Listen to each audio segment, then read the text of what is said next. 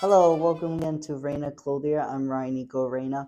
Want to do a different segment or different series, if you will, with our content. And one of the things I want to discuss is the history of different garments throughout government history.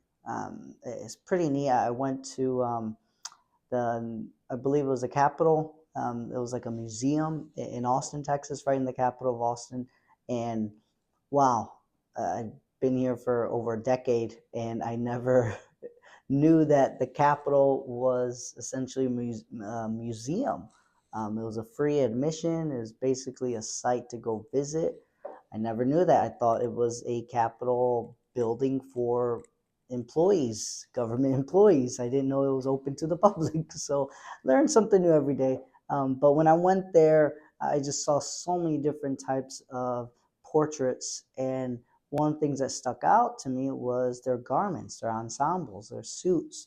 And I looked at different times and different dates and what they were wearing. And I was like, wow, like this is really fascinating. So I want to create a segment or a series of this. So I don't know what to call it yet. I call it just, I like to say Texas history, but I think obviously there's so many more governors and so many more senators, so many more capitals in the US. So it's something I would like to explore. So I don't have the title yet of the series, but essentially garments, uh, just showcasing the garments of U.S. history. So I'll think of a name soon, but right now I think I might title it just U.S. history garments or U.S. government history, something along those lines. So I digress. But the first one I would like to start off with a gentleman named Ross S. Sterling, Ross Shaw Sterling. He was born in February 11th, 1875, and he passed away in March 25th, 1949. Was an American politician who was the 31st governor of Texas, serving a single 2 year term from January 20th, 1931 to January 17th, 1933. So the portrait most likely will be within that time frame that you'll see here. So I'll give you a quick, brief history of him.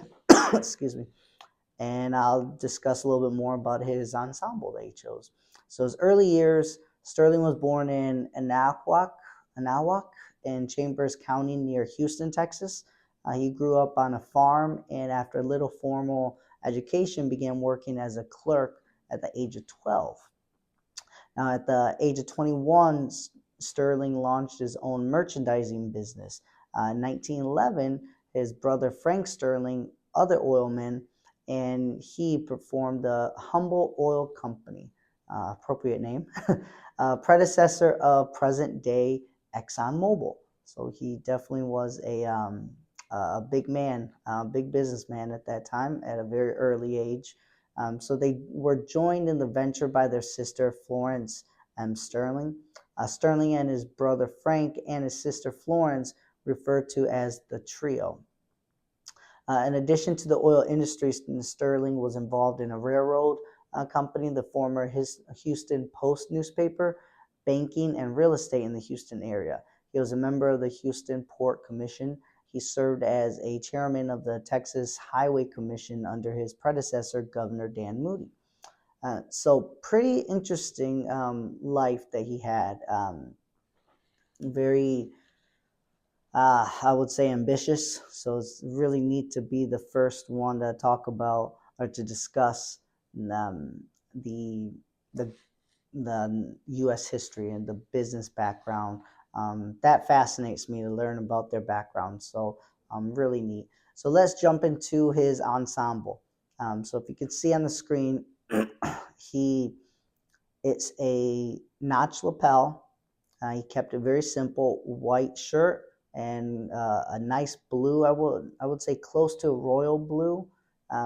And the knot is a simple four in hand knot. If you look closely on the lapel edges, it almost has a different shade, almost, and we can do that as well. But I think it almost looks like he put a different type of fabric on it, almost like a lighter shade fabric. And it's pretty interesting how that is. I don't know if that might be the portrait itself.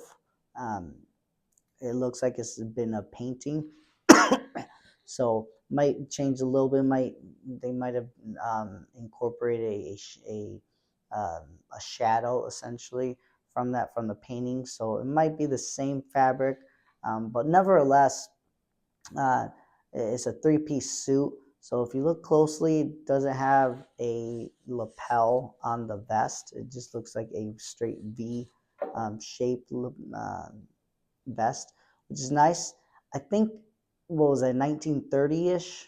Um, Very similar to here. So we're just under 2030, so we're 2024. I think it's very similar. He doesn't have a tight fit. It almost looks like a very loose, comfortable fit. Very timeless, I would say. But it's really neat how it's just very simple.